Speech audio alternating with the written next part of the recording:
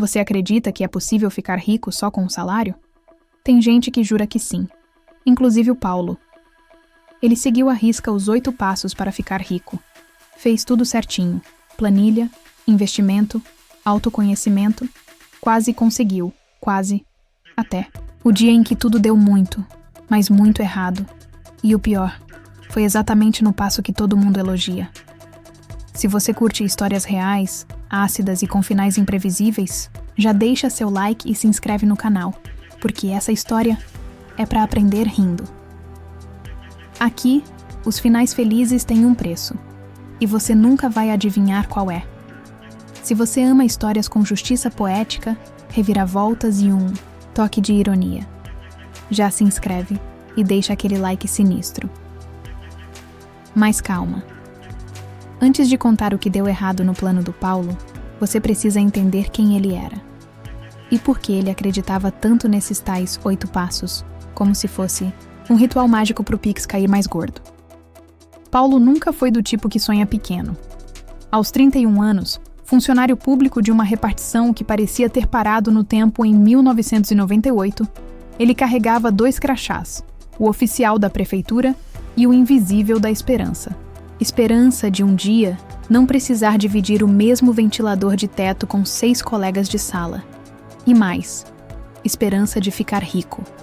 Não rico tipo, consegui financiar meu carro em 60 vezes sem juros. Mas rico do tipo, passo o Réveillon em Dubai, mas não posto no Instagram porque é cafona. A história começa numa noite abafada de segunda-feira. Paulo, como todo brasileiro em busca de respostas, caiu num buraco profundo do YouTube. Lá, encontrou um vídeo com o título que parecia ter sido feito sob medida para ele: 8 passos para ficar rico com o seu salário. O vídeo prometia transformar qualquer mortal endividado em um monge financeiro iluminado. Paulo assistiu 3 vezes. Tomou notas. Fez um mapa mental. Prometeu a si mesmo: eu vou seguir cada um desses passos e vou documentar tudo. Se não der certo, pelo menos eu viro um influenciador. Porque no fundo, ele já sabia. Se o dinheiro não viesse, os seguidores talvez viessem. E assim começou o plano de ascensão financeira do nosso herói. Um plano meticuloso, movido por disciplina, café fraco e um otimismo levemente ingênuo. Porque Paulo acreditava, com a mesma fé de quem joga toda semana na Mega Sena, que o sucesso financeiro era uma fórmula. Bastava seguir os passos certos. O primeiro passo?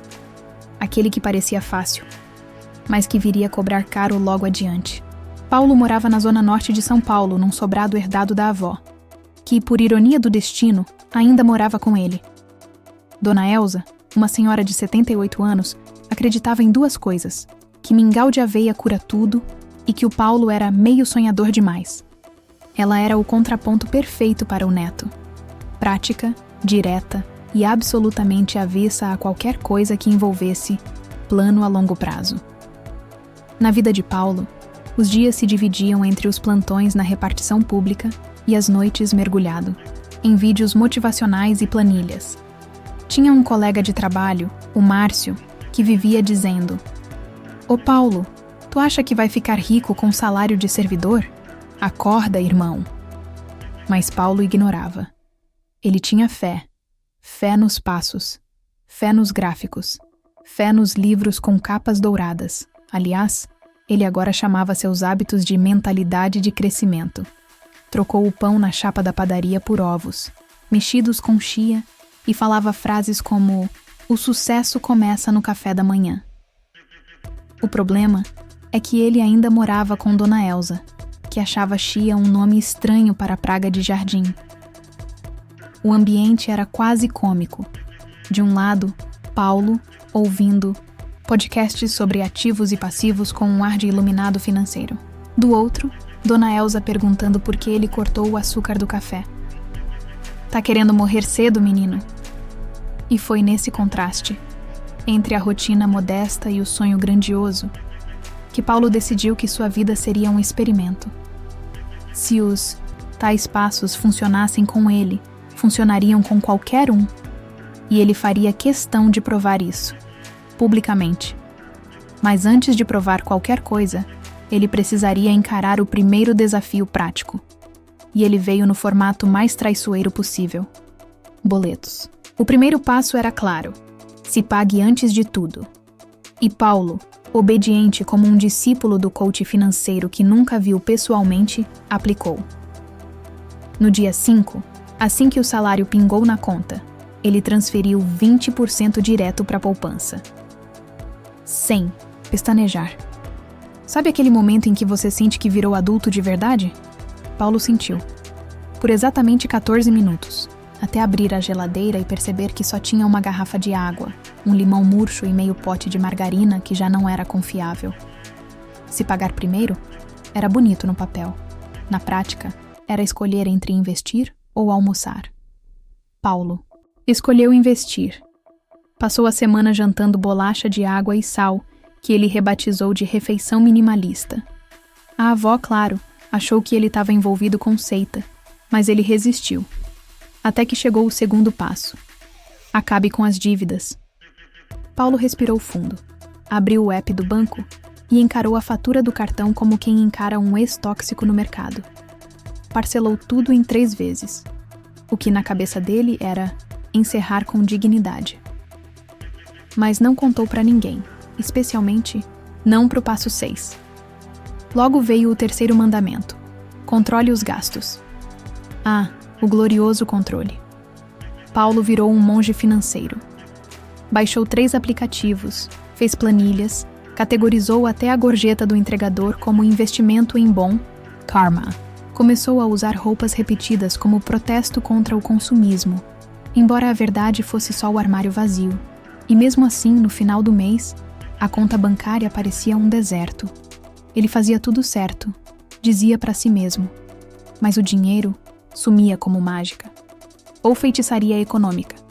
O sentimento de injustiça começava a bater. Mas Paulo não desistia. Afinal, o próximo passo prometia crescimento. Mal sabia ele que esse crescimento viria com um gosto peculiar. Passo 4. Invista no seu crescimento. Essa frase soava como música nos ouvidos de Paulo. O tipo de música que toca num comercial de banco, cheio de gente bem vestida, sorrindo sem motivo. Ele levou o mandamento a sério.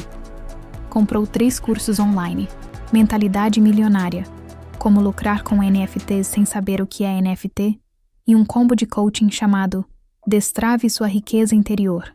Esse último vinha com bônus de uma mentoria em grupo por WhatsApp. A única mentoria que ele recebeu foi de um cara chamado Jefão, que mandava frases motivacionais às 3 da manhã seguidas de links suspeitos. Mas Paulo não desanimava. Ele estava investindo em si. Passou a usar expressões como protagonismo financeiro e alavancagem de propósito. Atualizou até a bio do Instagram. Servidor por enquanto, milionário em construção. Claro, tudo isso teve um preço. Cancelou a Netflix, vendeu o aspirador robô, presente da tia, e começou a cortar o próprio cabelo assistindo tutoriais no YouTube. O resultado? Um degradê torto que ele chamou de estilo intencional. Foi aí que chegou o 5º passo: crie várias fontes de renda. Paulo, com sangue nos olhos e R$ 78 de limite no cartão, decidiu vender brownies fit no trabalho. Usou cacau 100%, estévia e fé. Mandou bem até descobrir que 1. Ninguém gostava de brownie sem açúcar. E 2. A senhora do RH já vendia pão de mel há 20 anos e tinha clientela fiel. Resultado: ameaçaram boicotar o café se ele não parasse. Sem vendas e com a autoestima derretendo mais que os brownies, Paulo se perguntou: será que estou no caminho certo? Spoiler: estava. Só que o caminho era cheio de buracos. E o próximo buraco atendia por um nome temido: dívida. Daquelas com D maiúsculo e arrependimento no rodapé. Passo 6. Fuja das dívidas ruins. O que parecia simples, tipo evitar o rotativo do cartão ou não financiar uma air fryer em 18 vezes, se revelou uma armadilha muito mais sofisticada. Paulo estava determinado a multiplicar sua renda. Mas como multiplicar sem dinheiro? Fácil, pensou ele. Alavancagem. Uma palavra que ele ouviu em um podcast de um cara que dizia ter ficado milionário vendendo tokens de árvores invisíveis. A tal alavancagem veio em forma de um negócio disruptivo, apresentado por um ex-colega de cursinho técnico que agora se chamava Vinícius Stone no LinkedIn. Vinícius estava vendendo cotas de um projeto de mineração de criptomoeda sustentável, com uma promessa tentadora: retorno de 30% ao mês e zero risco. Paulo, é claro, achou genial. Pediu um empréstimo no banco sob o pretexto de curso profissionalizante. Afinal, ninguém precisava saber que o curso envolvia moedas digitais e um grupo no Telegram chamado Reis do Blockchain. Transferiu tudo. Fez até stories dizendo que era o começo de uma nova era. A nova era durou 6 dias. No 7º, o site do Vinícius saiu do ar. No 8º, o grupo sumiu. E no 9º, Paulo percebeu que tinha acabado de criar uma nova fonte de renda. Só que para os golpistas. Ele mesmo virou o investimento. Dívida ruim? Ele entendeu. Com juros compostos, boletos diários e vergonha acumulada. Passou a usar fones no trabalho para não ouvir o banco ligando. Evitava até a dona Elza, que começou a perguntar por que ele estava comendo arroz puro há 2 semanas. E mesmo assim, no meio do caos, Paulo ainda acreditava. Porque o 7º passo prometia algo que ele achava ter perdido: sabedoria. E quem sabe, redenção. Passo 7. Cultive a sabedoria. Paulo leu isso com a seriedade de quem lê uma profecia. Decidiu que já tinha tomado porrada o suficiente. Agora era a hora de refletir, entender os sinais do universo e, claro, repostar frases motivacionais com um fundo de pôr do sol. Ele começou a meditar. Comprou um incenso de patchouli, em promoção, claro, e baixou um app de mindfulness que oferecia sabedoria prática em apenas 5 minutos por dia. No 2º dia, dormiu no meio do áudio. 3º dia, o aplicativo pediu a versão paga. Deletou. Mas ele não parou por aí. Assistiu vídeos sobre filosofia estoica, leu um artigo sobre minimalismo e passou a dizer frases como menos é mais, enquanto usava o mesmo moletom há 8 dias. A dona Elza achou que ele estava com depressão e começou a esconder os talheres, só por precaução. Paulo, no entanto, jurava que agora sim estava desperto financeiramente. Decidiu criar um blog, Paulo Consciente, onde contava sua saga financeira. Escreveu posts sinceros como: comprei um curso com cartão emprestado e me arrependi, ou como identificar um golpe tarde demais. E o mais surpreendente, o blog começou a ter leitores. Gente que se via nas mesmas roubadas, que ria das desgraças dele e dizia: cara, isso podia ser minha vida. Pela primeira vez, Paulo não estava tentando parecer bem-sucedido. Estava só, sendo honesto. E esse era o passo mais difícil de todos. Parar de fingir que estava tudo indo bem. O que ele não esperava era que essa sinceridade mal ajambrada fosse abrir portas. Literalmente, uma mensagem apareceu no seu e-mail com o título: Convite para palestra. Sua história pode inspirar outras pessoas. Inspirar. Logo ele? O cara que foi enganado por um Vinícius com nome de britânico? Pois é. Mas a vida adora uma ironia bem servida. A tal palestra era numa escola técnica. Um evento de educação financeira para jovens do ensino médio. Paulo achou o convite tão surreal que respondeu com um sério mesmo? Mas aceitou. Afinal, o blog dele agora tinha 146 leitores, fiéis, e 2 comentários por postagem. Um deles da dona Elza. O outro, provavelmente dele mesmo, sem lembrar. No grande dia, ele vestiu sua melhor camisa, a única que ainda tinha botão, e levou uma apresentação no pendrive com o título 7 passos para não repetir meus erros. O 8º passo, como ele dizia, era secreto. E vem com a vida. Chegando lá, Paulo se deparou com 60 adolescentes inquietos, 3 professores cansados e um projetor com resolução de 2005. Claro que deu pau. O arquivo não abria. Ele tentou o Google Drive, tentou o celular, nada. Sem saída, respirou fundo e decidiu improvisar. E foi aí que tudo começou a sair ainda mais do controle. No melhor estilo, só podia ser comigo. Paulo começou contando sua história com um toque de humor, como sempre fazia no Muzinum blog. Mas no meio do discurso, esqueceu uma palavra e trocou criptoativo por cricapitivo. Silêncio. Alguém riu. Depois outro. Em segundos, a sala virou um stand-up de finanças. Ele entrou na vibe. Soltou pérolas como: invista em você, mas não muito, porque você às vezes não tem retorno. Pagar boleto com cartão de crédito é tipo fazer xixi no sofá. Resolve agora, mas você vai se arrepender depois. Quando terminou, foi aplaudido. De verdade, um aluno ainda perguntou: tio, você é rico agora? Ele sorriu. Pausa dramática. Não, mas eu sei rir da minha falência. A escola pediu para ele voltar. Um podcast o convidou para contar a história. O Paulo fracassado estava virando conteúdo. E isso, no capitalismo moderno, vale mais que sucesso. Depois da palestra, Paulo entendeu uma coisa que nenhum curso ensinava.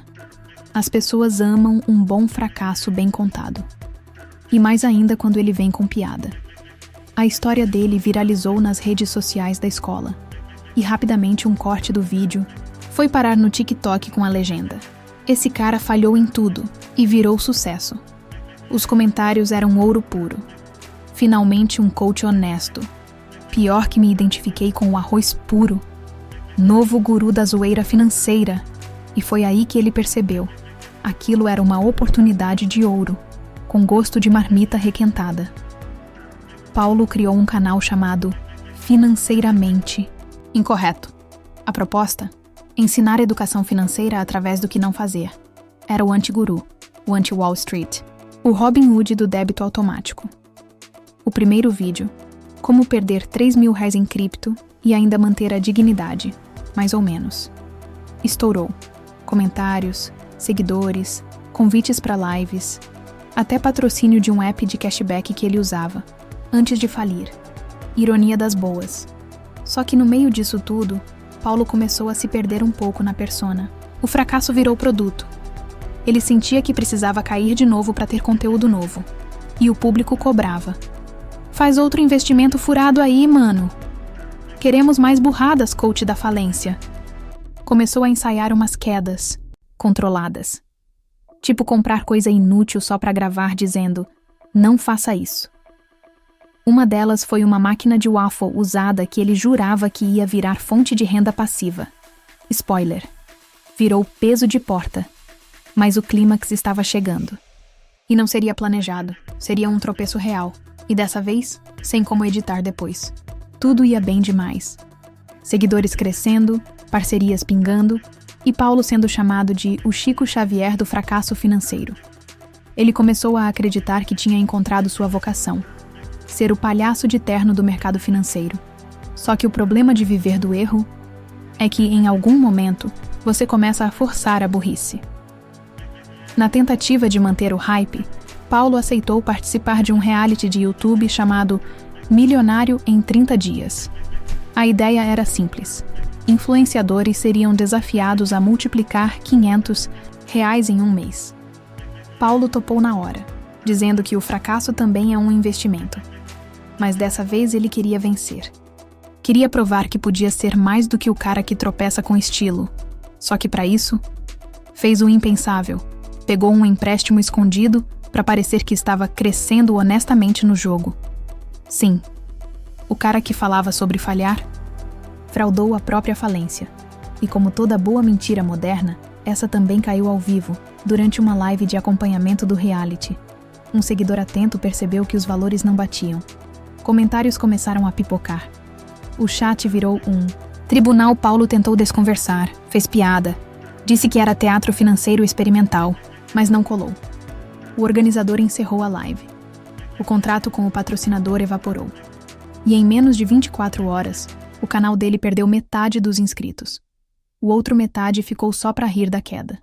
Naquela noite, sem ring light, sem engajamento e sem Wi-Fi, porque a net cortou, Paulo se olhou no espelho e viu. Paulo, só ele. Nem guru, nem personagem. Pela primeira vez em meses não tinha plateia. Só silêncio. Mas a história ainda não tinha acabado. E o final, você não vai adivinhar. Foram semanas no escuro, figurativamente e literalmente, já que além da internet, Paulo também perdeu a luz por 2 dias. A dona Elza, que sempre o observava em silêncio, finalmente disse: "Você queria ser rico, mas nunca pensou em ser estável. E olha, arroz com feijão sustenta mais que essas ideias doidas aí." Ele riu. Pela primeira vez, não com sarcasmo, mas com aquele riso de quem entende que perdeu bonito e ainda saiu ileso. Quase. Foi nesse momento que decidiu apagar o canal, não com raiva nem vergonha, com alívio. A persona Paulo Guru Temi morria ali.